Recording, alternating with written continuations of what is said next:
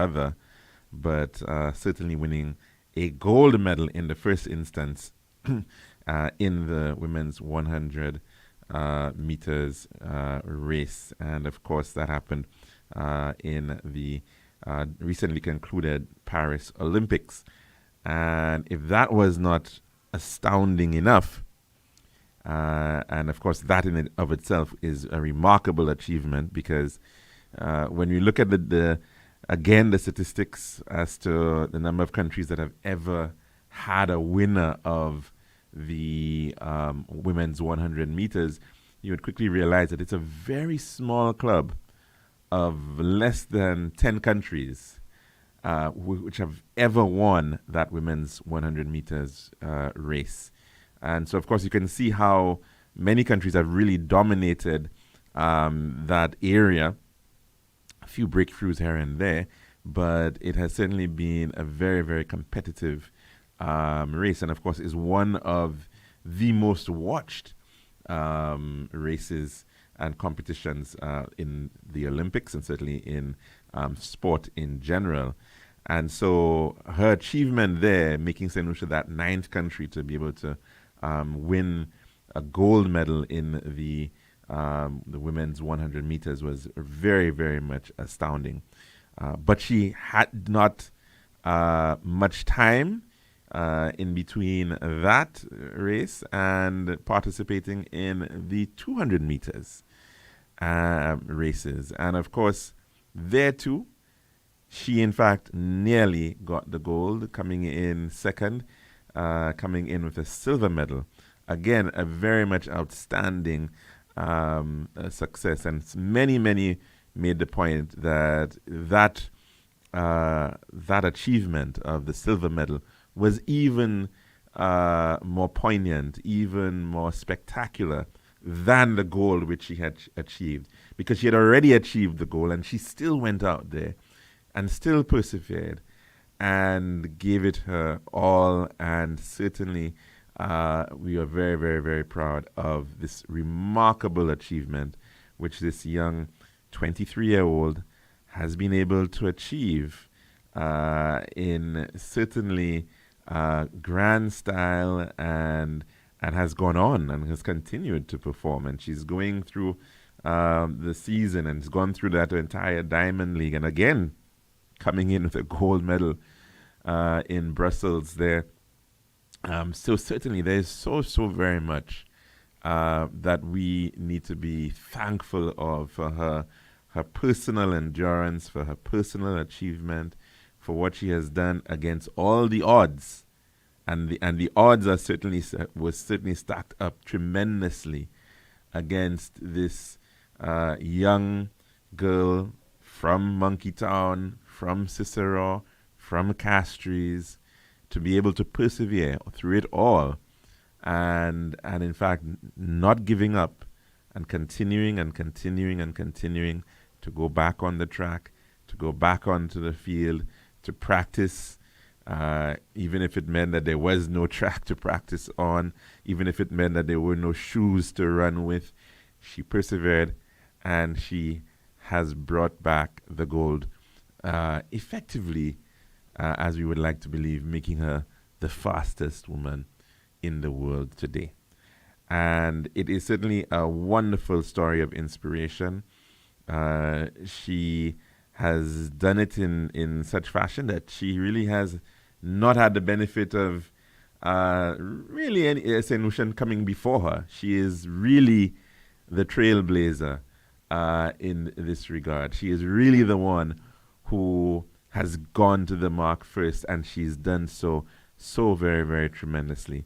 And what a powerful opportunity it is now for so many other young St. Lucian athletes, boys and girls, males and females, to be able to now follow in her footsteps. And we really have a lot to be thankful for, a lot to commemorate, to celebrate, and I think it is really very, very fitting at this time, so that we can witness this in the 45th year of our independence, to be able to now join that quote-unquote club of countries that has been able to achieve that. But of course, again, doing so despite our smallness. In fact, when we were even thinking that we had 180,000 people, it looks like we have less than that at this point in time as a result of our latest census. And so, again, even so very, very much more poignant, coming from a country with so few resources. And let's face it, there are many countries out there, I think, that are do very, very well in sport. And even when you maybe rank it on the basis of per capita and probability and a lot of the statisticians, they do a lot of analysis and to see, well, really which country truly performs best in Olympics. If you look at all the various metrics, and one of those countries or two of those countries that kind of stand out quite often are that of Australia and New Zealand, interestingly enough. Now, of course, in the case of New Zealand, they've got a population of about 5 million people. That's about the size of the English-speaking Caribbean. And their performance has been very, very much tremendous in that regard. But then, at the same time, although they're very small, and one can say certainly they're the perhaps less wealthy of those Australasian countries, Australia and New Zealand. Australia being a lot better off, quite often taking many a Kiwi away from New Zealand and wanting to migrate to Australia. But they have certainly been able to develop a very robust program for sport, to the extent that when you look at the data, it really suggests that they are one of the best in the world when it comes to performance overall, based on their size and everything considered. But one of the things is not really being considered is that of finance. And of course, New Zealand has been far better off in terms of being able to finance its sports programs than we have been able to achieve here in the Caribbean. So we certainly do have quite a lot to be proud of, but I think as well, it certainly is not a moment to necessarily sit on our laurels. And we certainly do need to see whether, in fact, we can take this raw talent, whether we can, in fact, identify this wonderful talent that we quite likely we've always known that we have had, and Julian has proven that we, in fact, have, and to make it the best in the world, to make it see success. And so creating that roadmap, mapping it out to see what has to be done in the sphere of sport right here in St. Lucia and, of course, across the Eastern Caribbean is, I think, certainly something that we've got to take a lot more seriously in respect of development of that sector. We've seen good performance in the area of cricket, for instance. We know that, of course, in the case of cricket, we were once, the West Indies was one of the best teams in the world, the best team in the world, and dominated cricket for Test cricket, for instance, over many periods of time. And we've done very well thanks to Darren Sammy and his team winning World Cups. And we've shown that we can, in fact, do it in cricket. But we can certainly do it in other areas of endeavor as well. And I think we certainly have to show that we can punch above our weight and, in fact, punch the best in the world. And so let's hope that we can see greater and even more achievement as the days go on and as, of course, we move forward. And, of course, can take very, very many different forms, even in the case of the recently performed team out of Budapest. We actually had a pretty large, a good-sized delegation performing in the chess Olympiad over there in Hungary. And in fact, the point was being made by the St. Lucia Chess Federation just yesterday that history was made again at the 45th Chess Olympiad. And it said a huge congratulations to Chelsea Waheed and Tristan Richards for their groundbreaking achievements.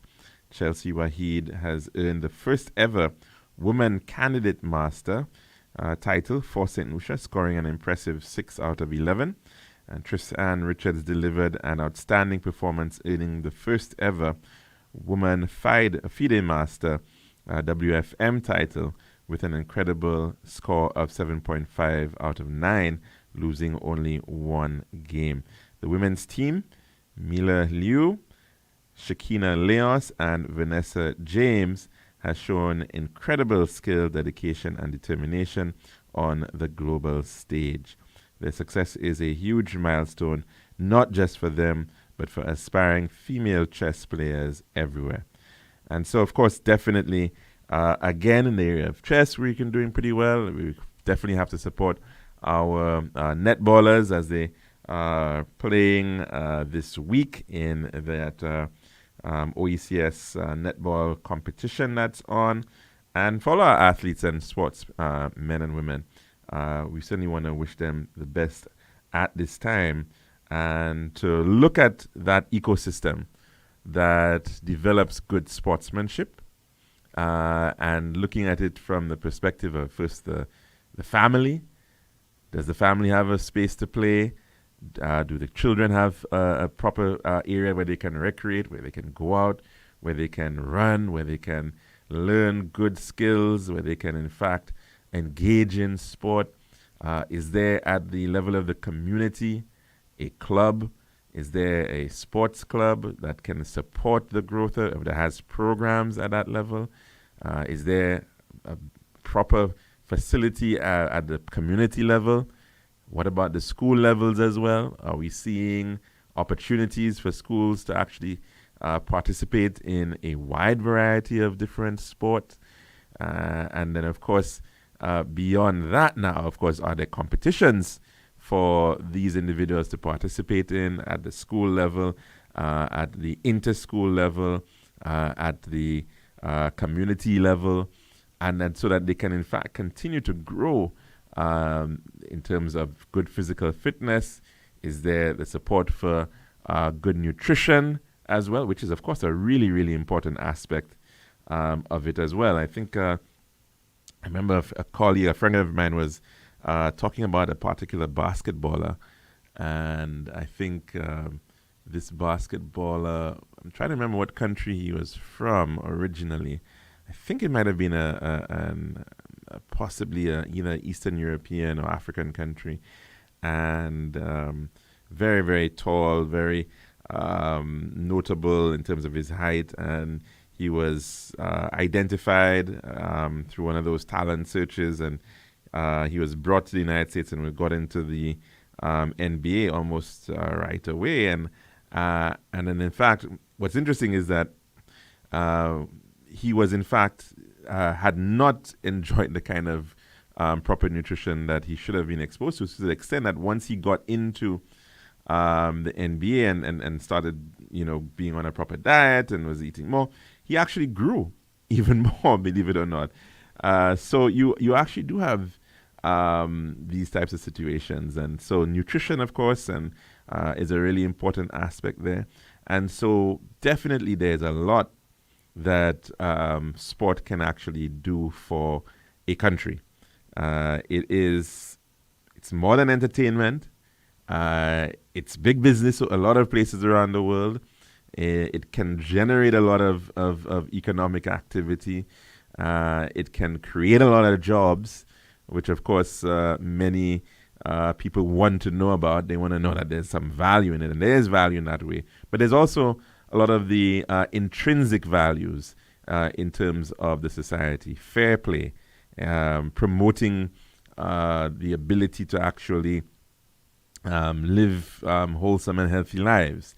That's, of course, a really important aspect of it, and longer lives. So all of those things really should be good justification for a commitment towards the growth and development of sport at all levels, in the non-professional, amateur level, as well as the high-performance elite levels as well. That's our dish of the day. When we come back, we'll take in our weather report, and then as well, we'll then head to the phone lines afterwards. This has been The Daily Dish.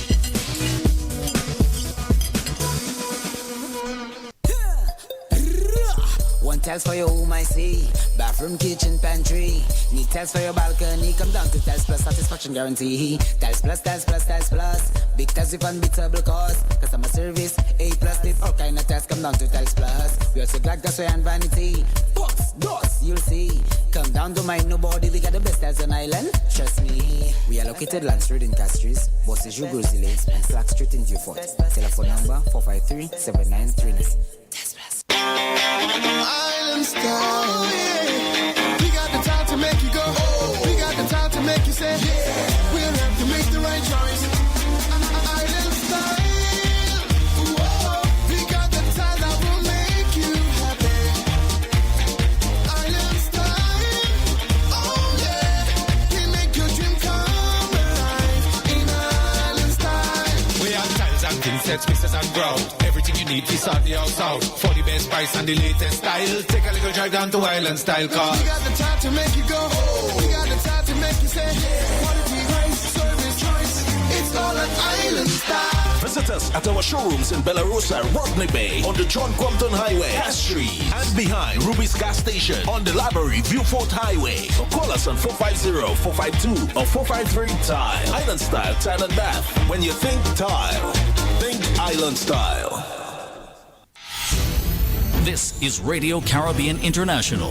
It's now time for the weather news.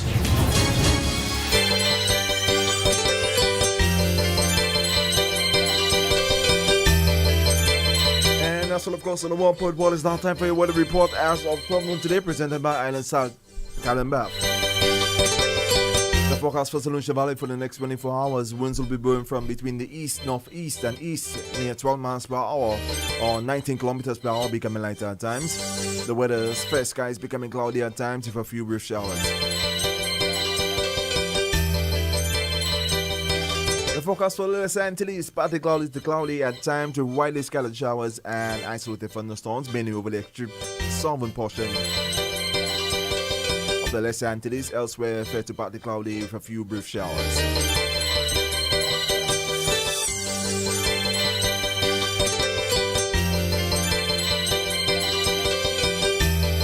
The tropical weather outlook: light southeasterly to easterly winds will persist across the eastern Caribbean region during the next 24 hours.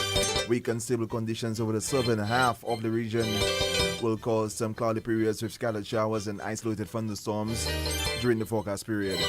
A tropical wave located over the central tropical Atlantic is moving westward near 12 miles per hour or 19 kilometers per hour. This wave is expected to begin affecting our region from late Tuesday into Wednesday. A second tropical wave located over the far eastern tropical Atlantic is moving westward near 12 miles per hour or 19 kilometers per hour and has a high chance of tropical cyclone development during the next 7 days. And this was your weather report as of 12 noon today, presented by Island Style Talent Bath. This has been RCI's Weather News. For more information, call the Weather Hotline at 454-3452. RCI 101 number 1.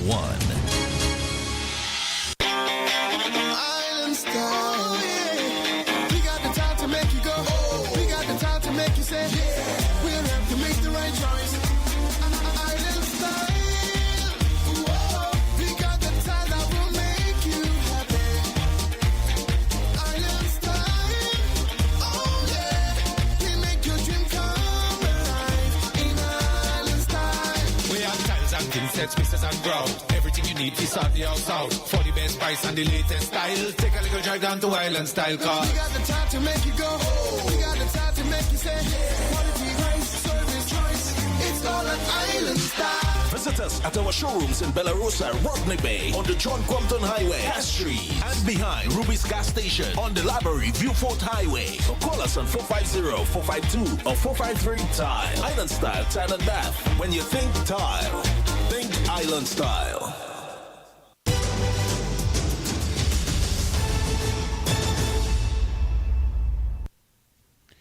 Good afternoon again, and of course, thanks for sticking with us here at Radio Caribbean International's Lunchroom. Now, of course, if you want to tell us what's on your plate today, please do so by calling in to 452-3046. Again, 452-3046. That's our main line number here, and you can also try our WhatsApp. That is 724-0008. Again, 724-0008. We also want to send some birthday greetings out to Mr. Desmond Destang, who's turning a grand number today. And we do hope that he's having a fantastic birthday celebration and hope he is, in fact, enjoying it to the fullest. So happy birthday to you, Mr. Destang. As well, we want to send out some condolences to the family of the late Mr. Francis Leos, who passed just last week, Friday. And we certainly want to extend our commiserations with him and the entire Leos family, and his wife and children, and extended family at this time. Mr. Leos made a significant contribution to the agriculture sector in St. Lucia over the years, and serving in the government of St. Lucia at the Union Agricultural Station, then of course moving on later to work for, he did quite a bit in terms of research, agricultural research, and then also ending up at, I believe, Winban, and as well at the Geest Industries, in fact becoming the manager of Geest St. Lucia, right here in St. Lucia. And so we certainly want to wish the family the very best at this time. Now, as I mentioned, we are expecting Julian Alfred to be on island somewhere around 3:30 tomorrow. And after the pomp and ceremony of the airport and the greeting of her there, she will then, of course, continue northwards to her place of rest for her time here in St. Lucia. And, of course, the population is being welcome to be part of that experience. Of course, getting out to greet her with flags and colors and along the highway and the roads as she makes her way north as part of a motorcade. I believe you can actually join the motorcade as well beyond the other official and media vehicles. That'll be part of it. Of course, there'll be lots of coverage, no doubt, of it. And her return home has been quite anticipated, just as we have seen ceremonies in very many other countries of individuals who have come home just across in Dominica with Miss Lafont returning there, in Tobago, in Botswana.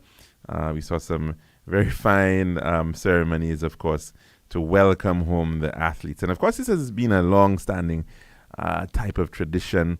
Effectively, the thinking there is that the athlete has now replaced the soldier, right? And so we can use our physical prowess to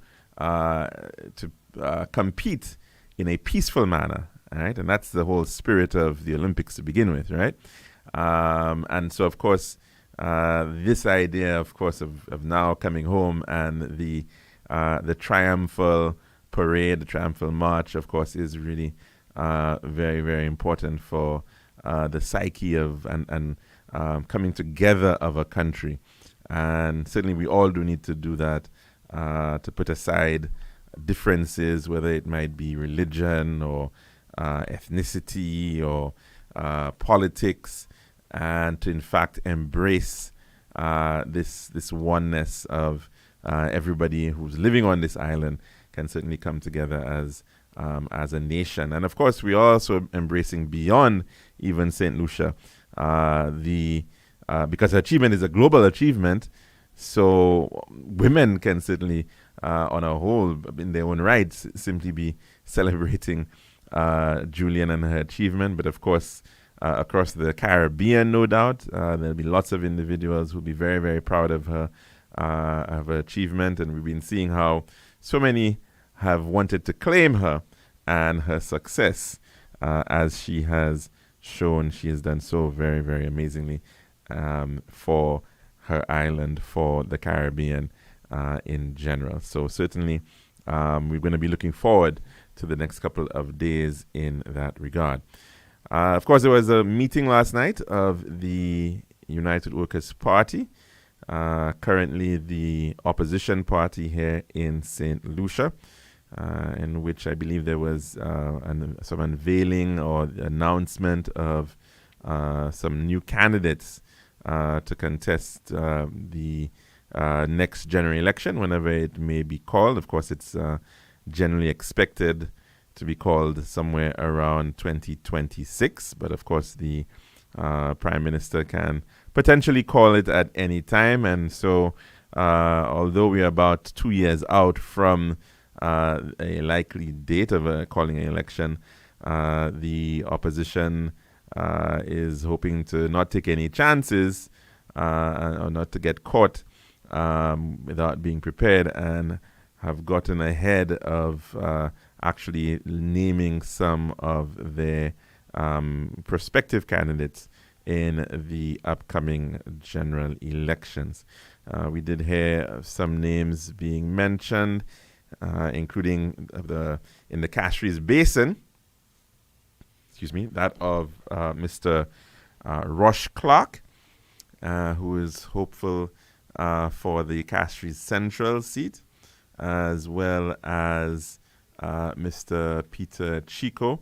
Mr. Peter Chico, I think formerly of the Customs Department, a former customs officer, I believe, who had actually been involved to some degree in cases involving Mr. Ernest Hilaire and that whole Rovergate matter.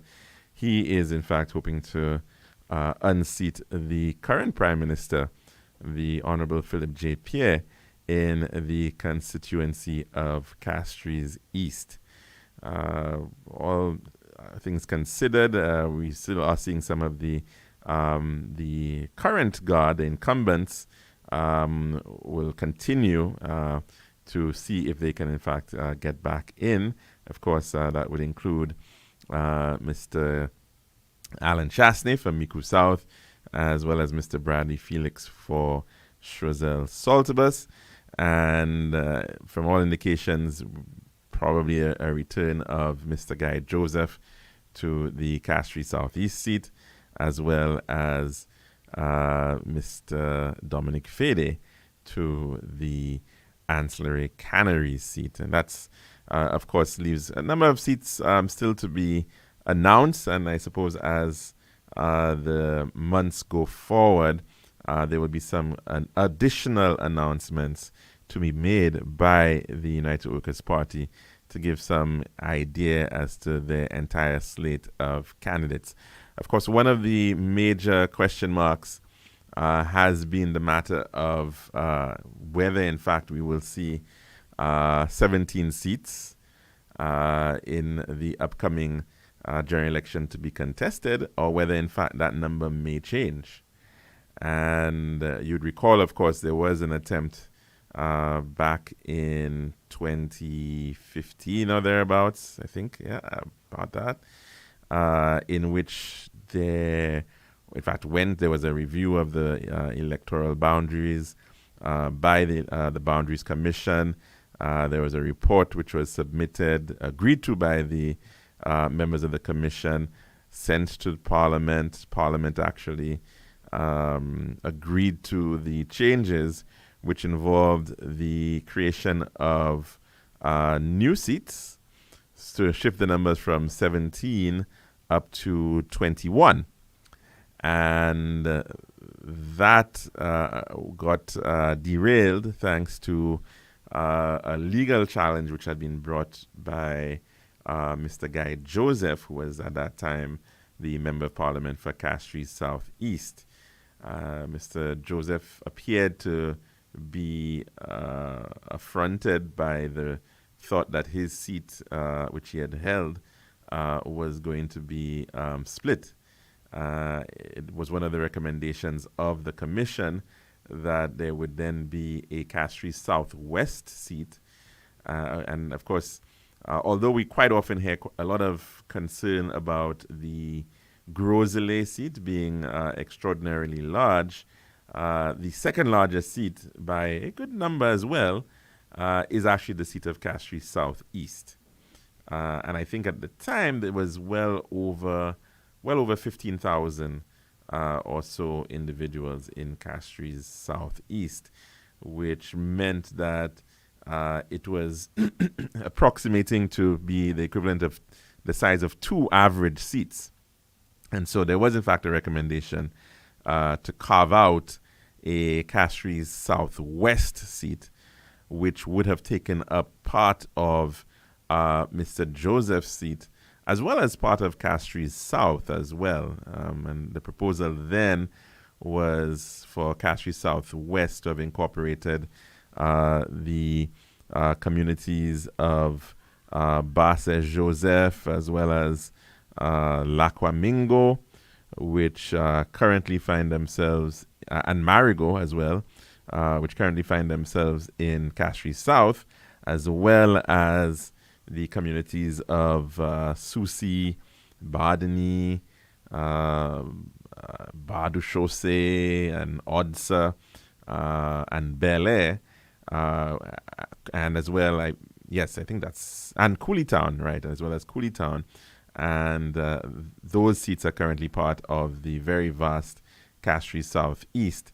And so those those sets of communities would have then formed a Castries Southwest seat.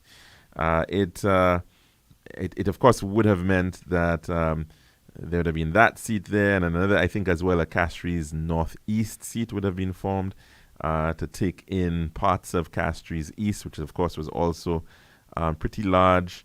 Parts of Castries East, parts of Castries North, and parts of Babonneau as well to form Castries Northeast. And then looking at Grosley would have effectively been cut into 3 seats: a Grosley North, a Grosley Central, and a Grosley South. As of now, there's no indication that that proposal is in fact going to be brought back. We'd have to wait to hear from the Boundaries Commission as to their recommendations moving forward, but certainly a review is actually overdue at this point. Let's go to the phone lines to take in a call at this time. Good afternoon and welcome to the Lunchroom. What's on your plate today? Hello. Hi, good afternoon, caller.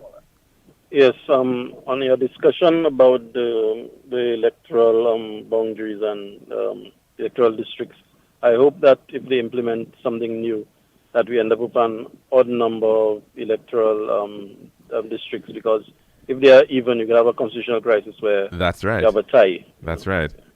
Of course, that's a very good point, and I think that was the idea. Thanks, caller, for that intervention. I believe that's the reason why they were shifting to an odd number in moving from 17 to 21, and it's for that very same reason. I suspect. In the case of some countries, they actually don't have such a requirement, and I think in the case of Trinidad, they had found themselves in such a situation, I believe, where they had 60 seats. Was it Trinidad? Oh no, so I'm thinking about 36. I think is in the case of Trinidad. I think Jamaica also has an even number. They have 60. Barbados also has an even number of seats with 30. The islands of the Eastern Caribbean have perhaps been sensible not to have that situation. I guess we're dealing with smaller numbers, and so certainly smaller parliaments in general, and so certainly the tendency has been to have odd-numbered parliamentary seats. So Grenada and St. Vincent both have 15 members elected. In the case of Dominica, they have 21 constituencies. But I believe they also, in the case of Dominica, have, I think they have senators as well. They've got senators who are part of their National Assembly. So that's a sort of a top-up within the parliament in total. I can't remember the exact number. I'll have to check. Antigua and Barbuda has 15. So certainly they've maintained that consistency there. And rightfully so, the idea of keeping that number, I think an odd number is certainly well placed. The other concern, of course, is the size of the parliament in relation to the size of the cabinet. And this has been a matter where we've seen, especially with our small parliaments all across the Caribbean, relatively small parliaments, certainly in the Eastern Caribbean, we have seen situations where nearly all the elected members on the governing side are also part of the cabinet. And so effectively the cabinet becomes the majority within the parliament. Now, the whole idea of parliament is that it should be this body to which the executive actually goes to pass legislation.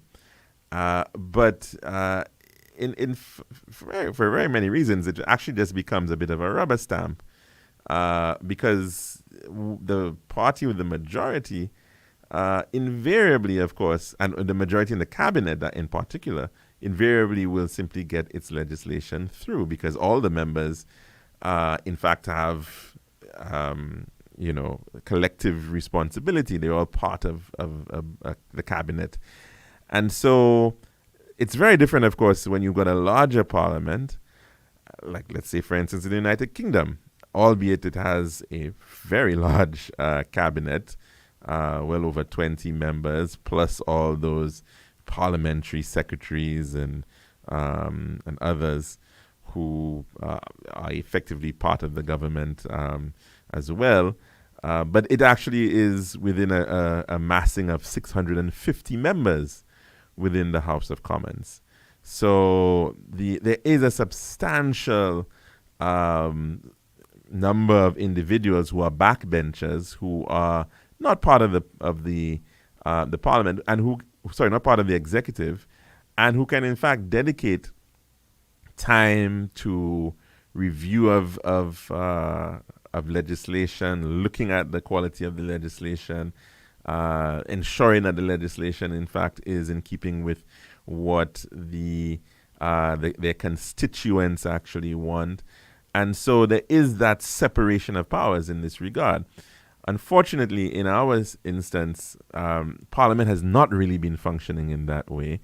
And so we don't really have a very healthy committee structure within the Parliament. We have heard time and time again appeals about the Public Accounts Committee and issues there.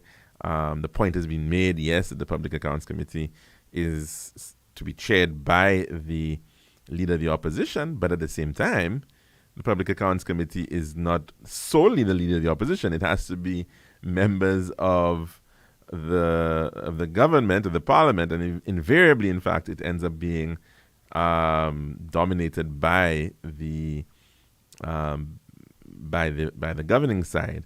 So definitely, there is a need for that issue, I think, to be looked at within the context of moving forward in terms of constitutional reform, that really and truly the Parliament should be sufficiently sized so that the cabinet does not overpower it or does not dominate the Parliament. And well, of course, how do you achieve that? Well, there are some approaches. One would be perhaps, do you enlarge in the Parliament? Do you have more parliamentarians? And of course, there should be some limits to how that can work, because of course, at the end of it all, you've got to ensure that there's efficiency in the operations of government. You can't have it very, very large. But at the same time, you also want to potentially, and I think this is a point that has been raised before, limit the size of cabinets. And that, of course, has not often been a discussion that perhaps a lot of leaders may necessarily or politicians may necessarily want to have, because there is that tendency that everybody, once they're part of a governing party, they want to in fact be within the cabinet, within the decision-making arm of the executive.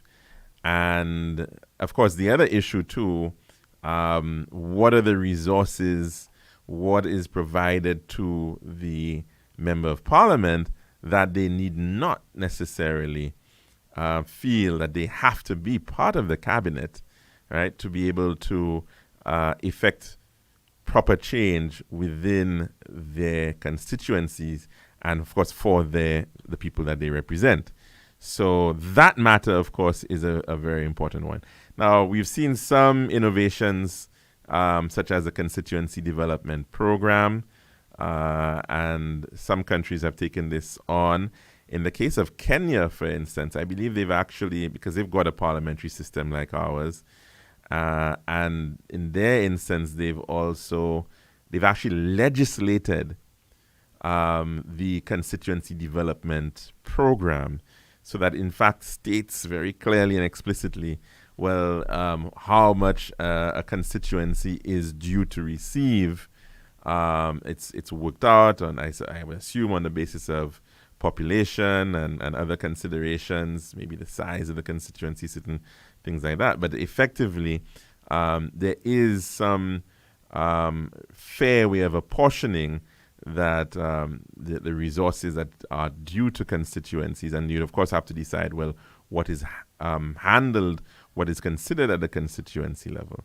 So that has continuously been a major issue. Now, of course, it's important because if you want to guard against what has been termed by some as the Belrose Doctrine, effectively preventing certain constituencies from getting resources because they are not on the governing side in this electoral cycle, there has to be some legislative safeguard. As of now, really and truly, it is up to the goodness of the Minister of Finance, who invariably in our instance happens to be the Prime Minister, who therefore has the control over the purse and can decide whether, in fact, constituency X or Y will actually receive constituency support.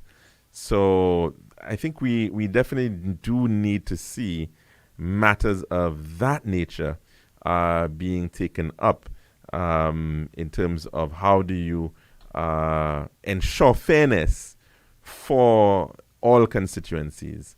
And perhaps if that is done, in fact, and there's a greater sense that an MP knows that his constituency is not going to be impacted whether or not he's in Parliament or in the executive or not, then we can certainly have more confidence that individuals can in fact feel comfortable enough deciding to be a member of Parliament and participating in perhaps in the committees to oversee various aspects of the work of government and to be that check on the government.